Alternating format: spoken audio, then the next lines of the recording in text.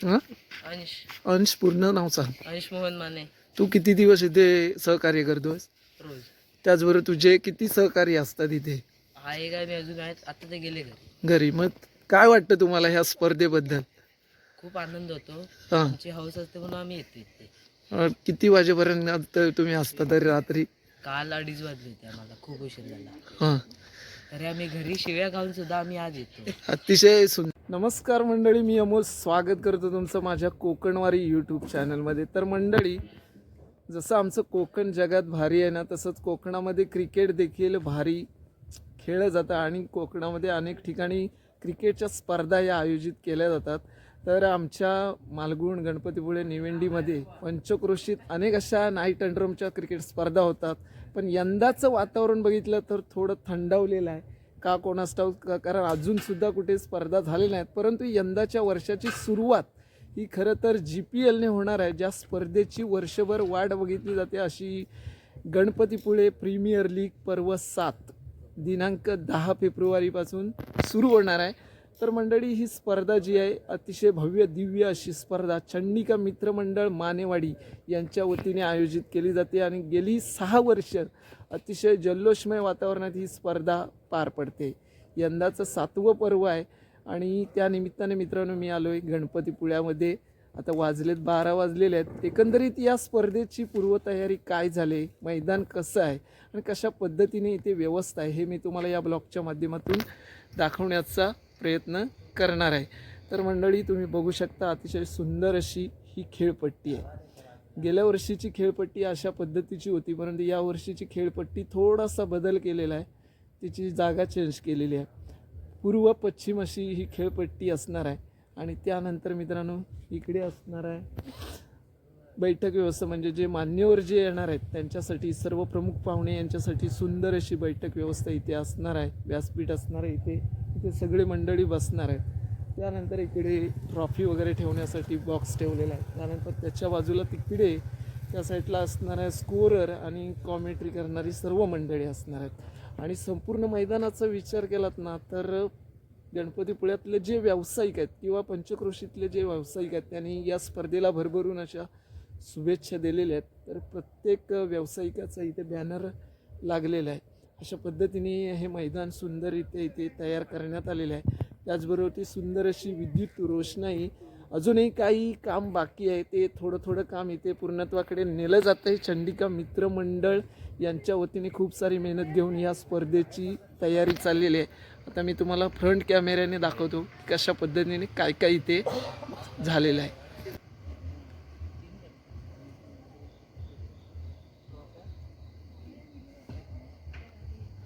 तर मंडळी इकडे बघू शकता, इकडे जे या स्पर्धेसाठी प्रमुख पाहुणे किंवा मान्यवर असणार आहे त्यांच्यासाठी इथे सर्व बैठक व्यवस्था आहे. इथे बघितलं तर इथे सर्व ट्रॉफ्या ठेवल्या जाणार आहेत. त्यानंतर इकडे स्कोरर असतील किंवा कॉमेंटेटर असतील त्यांच्यासाठी बसण्याची व्यवस्था आहे. आणि ही इथे अशी खेळपट्टी आहे. सुंदर असं मैदान तुम्ही बघताय आणि तिकडून प्रवेशद्वार ठेवलेलं आहे. सुंदर असं मैदान तयार केलेलं आहे. एकंदरीत जर विचार केला या स्पर्धेचा, सुंदररित्या मैदानाची तुम्ही बघू शकता इकडे पूर्वतयारी झाली आहे. आणि ग्रीन मॅट देखील सुंदर आहे. खेळपट्टी देखील चांगल्या पद्धतीची आहे. आणि या स्पर्धेचा विचार केल्यानंतर यावर्षी एकूण 16 संघ खेळणार आहेत. त्यामध्ये तुम्हाला सांगायचं झालं तर नवलाई नांदेश्वर देवरुखचा संघ आहे, मनीष दळवी याचा हा संघ आहे. त्यानंतर इकडे साई पॅकर्स मुंबई संघमालक आहे राज तोडणकर. त्यानंतर इथे शिवण्या स्पोर्ट्स गणपतीपुळे संघमालक प्रथमेश कावणकर. त्यानंतर रुद्र स्पोर्ट्स मालगुण संघमालक आहे सौरभ किंजळे. आणि त्यानंतर इकडे स्वातंत्र्य चौक मालगुण भंडारवाडा हा देखील संघ इथे खेळताना दिसेल. संघमालक आहे मयूर पाटील. त्यानंतर West Way resort and spa संघमालक विक्रांत सावंत आहे. त्यानंतर जयभैरी रत्नागिरी संघमालक सचिन टाकडे असेल. त्यानंतर KSB वॉरियर्स संघमालक श्रेयस फणसकर. त्यानंतर जयभैरी श्रीनगर संघमालक अनुप नलावडे. त्यानंतर श्रीजा LIC सिरगाव संघमालक सतीश सनगरे. त्यानंतर जुई स्पोर्ट्स गणपतीपुळे संघमालक योगेश माने. त्यानंतर इकडे चंडिका मित्रमंडळ गणपतीपुळे यांचा संघ असणार आहे. त्यानंतर इथे एन्जॉय गणपतीपुळे संघमालक आहे आर्यन माने, त्यानंतर भाऊकाय स्पोर्ट्स असेल संघमालक अभिषेक भातडे, त्यानंतर आदी स्पोर्ट्स गणपतीपुळे संघमालक अविनाश माने, त्यानंतर BBC भुतेवाडी संघमालक आहे बबन भुते. तर मंडळी अशा पद्धतीने इथे 16 संघ या स्पर्धेमध्ये खेळणार आहेत. त्यानंतर इथे मित्रांनो बघितलं तर चंडिका मित्रमंडळ गणपतीपुळे मानेवाडी या ज्या मंडळाचे जे सर्व या स्पर्धेसाठी मेहनत घेणारे जे छोटे मोठे सर्व जे सदस्य आहेत त्यांचा इथे देखील सुंदर असा बॅनर लावलेला आहे. आणि त्यानंतर इकडून तुम्ही बघितलं तर जे जे व्यावसायिकांनी या स्पर्धेला शुभेच्छा दिल्यात त्यांचे सुंदर असे बॅनर इकडे लावण्यात आलेले आहेत. मी तुम्हाला दाखवतो, संपूर्ण मैदान कवर करतो की कशा पद्धतीने या स्पर्धेला अनेक अशा व्यावसायिकांनी शुभेच्छा दिलेल्या आहेत, तुम्ही बघू शकता.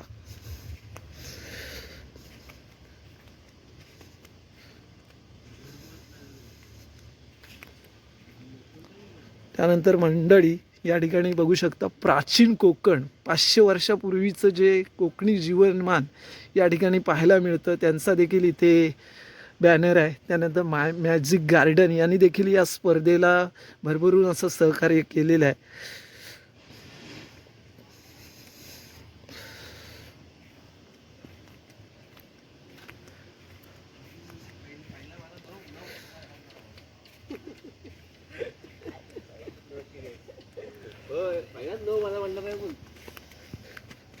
इकडे देखील अनेक असे व्यावसायिक ज्यांचा इकडे या स्पर्धेला हातभार लागला आहे त्यांचा देखील इकडे बॅनर स्वरूपात शुभेच्छा इथे व्यक्त केलेल्या आहेत.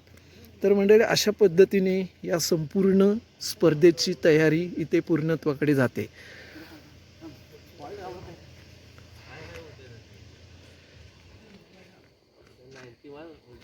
अतिशय सुंदर अशी स्पर्धा मालगुण गणपतीपुळे या पंचक्रोशीमध्ये ज्या स्पर्धेची चर्चा होते, ज्या स्पर्धेबद्दल खूप अशी चर्चा केली जाते, ती स्पर्धा गणपतीपुळे प्रीमियर लीग.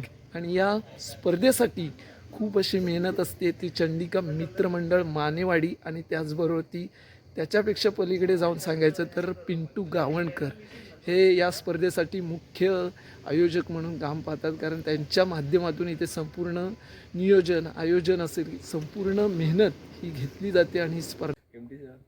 तर मंडळी चंडिका मित्रमंडळ आयोजित भव्य दिव्य अशी गणपतीपुळे प्रीमियर लीग जी आयोजित करण्यात आलेली आहे, या प्रीमियर लीगचे मुख्य आयोजक पिंटू गावणकर हे आपल्या सोबत आहेत. तर पिंटू नमस्कार, कशा पद्धतीने यावर्षीचं 7वं पर्व या ठिकाणी तुमचं नियोजन आहे? नमस्कार. जशी आपली गेली 6 वर्षे पार पडली GPL त्याचप्रमाणे असेल, फक्त नवीन नियम असतील काही या स्पर्धेसाठी, ते तुम्हाला 10 तारखेलाच मैदानावरती समजतील. कारण व्हिडिओच्या माध्यमातून आपण आता ते एक्सपोज करणार नाही आहे, कारण खेळाडू इथे आल्यानंतर ते नियम त्यांना देखील समजतील कोणते नवीन असतील ते. बाकी स्पर्धा आपली ज्या पद्धतीने नियमावलीमध्ये होते त्याच स्वरूपामध्ये पार पडेल.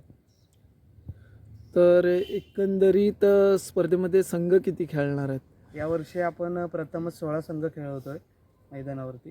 16 संघ खेळवण्याचं कारण एवढंच की प्रत्येक संघाबरोबर 2 मॅच होत होत्या गेली 6 वर्ष, परंतु यावर्षी प्रत्येक संघाबरोबर एकच मॅच खेळवली जाईल. म्हणजेच प्रत्येक संघाच्या कंपल्सरी 3 मॅच होतील. त्यामधील 4 संघांमध्ये 2 टॉपर आपण संघ निवडणार आहोत. आणि यावर्षी GPLचं एक नवीन पर्व आपण चालू केलं आहे की इतर ठिकाणी बघितलं तर 2 किंवा 4 संघ क्वालिफाय करतो आपण बक्षीसपात्र फेरीमध्ये, परंतु यावर्षी आपण GPLमध्ये 8 संघ क्वालिफाय करणार आहोत बक्षीसपात्र फेरीमध्ये.